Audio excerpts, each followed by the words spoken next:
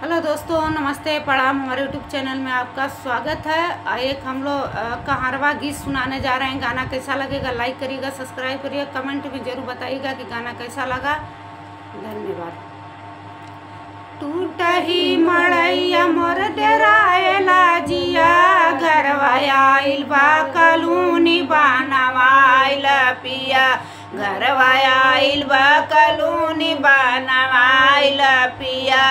टूट ही मड़ैया मोर डेराएला जिया,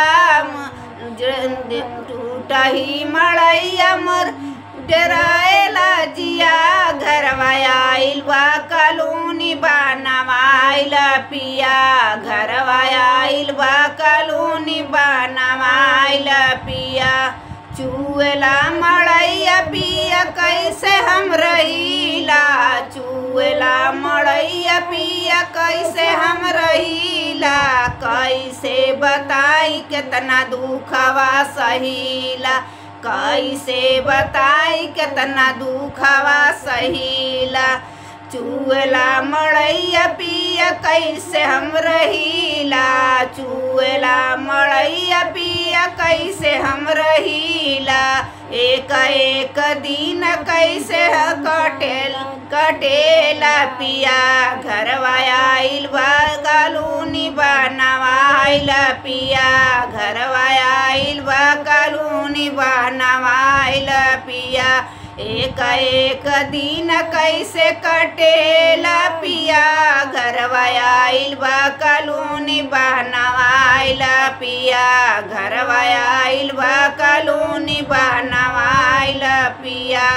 टूटही मड़ैया मोर डेराएला जिया, घरवा आइल बा कलूनी बनवाइल पिया, घरवा आइल बा कलूनी बनवाइल पिया। टूटही मड़ैया मोर डेराएला जिया, घरवा आइल बा कलूनी बनवाइल पिया, घरवा आइल बा कलूनी बनवाइल पिया, घरवा आइल बा कलूनी बनवाइल पिया। मनवा बात चली जाबे नाई हरवा, मन बनाही बात चली जा बनाई हरवा, मिली जई है नौकर पिया बन जाई घरवा, मिली जई है नौकर पिया बन जाई घरवा, मन बनाही बात चली जा बनाई हरवा, मिली जई है नौकर पिया बन जाई घरवा, मन बनाही बात पिया मोर चल जा नैहरवा, मन बनाही बात पिया चल जा नैहरवा, मिली जई है नौकर पिया बन जाई घरवा, मिल जई है नौकर पिया बन जाई घरवा।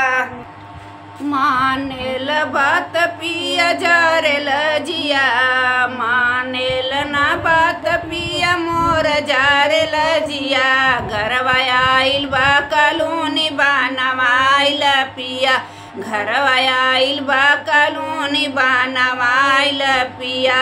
टूटही मड़ैया मोर दिखाए डेराएल जिया, घरवा आइल बा कलूनी बनवाइल पिया, घरवा आइल बा कलूनी बनवाइल पिया।